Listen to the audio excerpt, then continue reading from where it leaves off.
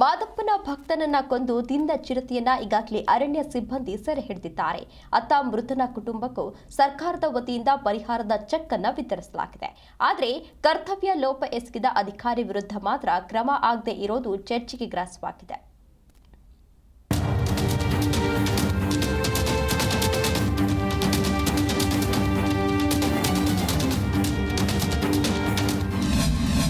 ನರಭಕ್ಷಕ ಚಿರತೆಯನ್ನ ಸೆರೆ ಹಿಡಿದ ಅರಣ್ಯ ಸಿಬ್ಬಂದಿ.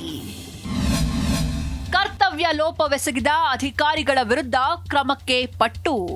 ಮಾದಪ್ಪನ ಭಕ್ತನನ್ನ ಕೊಂದು ತಿಂದ ನರಭಕ್ಷಕ ಚಿರತೆಯನ್ನ ಅರಣ್ಯ ಸಿಬ್ಬಂದಿ ಅರವಳಿಕೆ ಮದ್ದು ನೀಡಿ ಸೆರೆ ಹಿಡಿದಿದ್ದಾರೆ.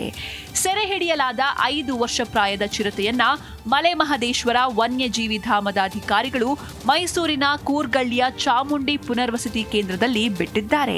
ಇತ್ತ ರಾಜ್ಯ ಸರ್ಕಾರದ ವತಿಯಿಂದ ಮೃತನ ಕುಟುಂಬಕ್ಕೆ ಪರಿಹಾರದ ಚೆಕ್ ಕೂಡ ವಿತರಿಸಲಾಗಿದೆ. ಇಷ್ಟೆಲ್ಲ ಆದರೂ ಕೂಡ ಕರ್ತವ್ಯ ಲೋಪವೆಸಗಿದ ಅರಣ್ಯ ಸಿಬ್ಬಂದಿಯ ಮೇಲೆ ಕ್ರಮ ಯಾಕಿಲ್ಲ ಅಂತ ರೈತರು ಆಕ್ರೋಶ ವ್ಯಕ್ತಪಡಿಸಿದ್ದಾರೆ.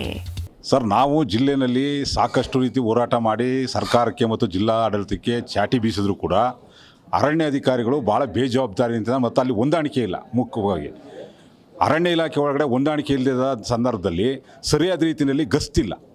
ಆ ಗಸ್ತು ಮತ್ತು ಅರಣ್ಯ ಇಲಾಖೆಯಲ್ಲಿ ಹೊಂದಾಣಿಕೆ ಇಲ್ಲದ ಕಾರಣ ಈ ರೀತಿ ನೆಗ್ಲಿಜೆನ್ಸ್ ನಡೀತಾ ಇದೆ. ಆಮೇಲೆ ಹುಲಿ ಸಾಯಿತು, ಯಾವ ಅಧಿಕಾರಿ ಮೇಲೂ ಕ್ರಮ ಆಗಲಿಲ್ಲ, ಕೇವಲ ವರ್ಗಾವಣೆ ಆಯಿತು.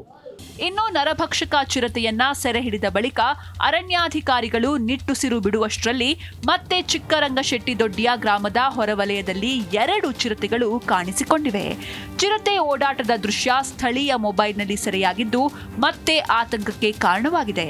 ಹಾಗಾಗಿ ಇತ್ತೀಚಿನ ದಿನಗಳಲ್ಲಿ ಆಕಸ್ಮಿಕವಾಗಿ ಚಿರತೆಯೊಂದು ಮಂಡ್ಯದ ಭಕ್ತಾದಿಯೊಬ್ಬರ ಮೇಲೆ ದಾಳಿ ಮಾಡಿ ಒಂದು ಆಕಸ್ಮಿಕವಾದ ಘಟನೆ ನಡೆದಿದೆ. ಹಾಗಾಗಿ ಎಲ್ಲ ಭಕ್ತಾದಿಗಳಲ್ಲಿ ಈ ಮೂಲಕ ವಿನಂತಿಸಿಕೊಳ್ಳುವುದೇನೆಂದರೆ, ಮಾನ್ಯ ಜಿಲ್ಲಾಧಿಕಾರಿಗಳ ಆದೇಶದಂತೆ ತಾಳಬೆಟ್ಟದಿಂದ ಮಹದೇಶ್ವರದ ಬೆಟ್ಟದವರೆಗೆ ಸಂಜೆ 6 ಗಂಟೆಯಿಂದ ಬೆಳಿಗ್ಗೆ 6 ಗಂಟೆವರೆಗೆ ಪಾದಯಾತ್ರೆ ಮಾಡುವುದನ್ನು ನಿಷೇಧಿಸಲಾಗಿದ್ದು, ದಯಮಾಡಿ ಎಲ್ಲ ಭಕ್ತಾದಿಗಳು ಸಹಕರಿಸಬೇಕಾಗಿ ಈ ಮೂಲಕ ಪ್ರಾಧಿಕಾರದಿಂದ ಕೋರಿಕೊಳ್ಳುತ್ತೇವೆ. ಇದರ ನಡುವೆ ಮಲೆಮಹದೇಶ್ವರ ಬೆಟ್ಟಕ್ಕೆ ಬರುವ ಪಾದಯಾತ್ರಿಕರಿಗೆ ಜಿಲ್ಲಾಡಳಿತ ಹೊಸ ನಿಯಮ ಮಾಡಿದ್ದು, ಸಂಜೆ 6 ಗಂಟೆಯಿಂದ ಬೆಳಗ್ಗೆ 6 ಗಂಟೆಯವರೆಗೆ ಬೆಟ್ಟಕ್ಕೆ ಪಾದಯಾತ್ರೆಯನ್ನ ನಿರ್ಬಂಧಿಸಲಾಗಿದೆ. ಅದೇನೇ ಹೇಳಿ, ಅರಣ್ಯ ಇಲಾಖೆಯ ಅಧಿಕಾರಿಗಳು ಸ್ವಲ್ಪ ಮುನ್ನೆಚ್ಚರಿಕೆ ವಹಿಸಿದ್ರೆ ಒಂದು ಜೀವ ಉಳಿತಾಯಿತು.